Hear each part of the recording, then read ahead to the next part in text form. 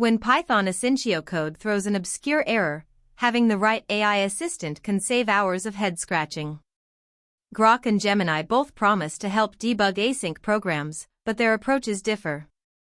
Grok tends to give direct, opinionated solutions, often rewriting the entire async function with a suggested fix. Gemini, on the other hand, explains the underlying event loop mechanics first, then offers a targeted correction. For a nested asyncio.gather with timeout issues, Grok quickly spotted the missing shield pattern, while Gemini correctly identified a subtle race condition in the task cancellation logic.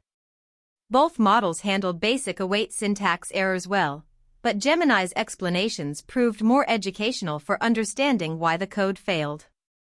The key takeaway: for fast debugging when you already understand async concepts, Grok works well. For learning how to write better async code from the start, Gemini's step-by-step reasoning is more valuable.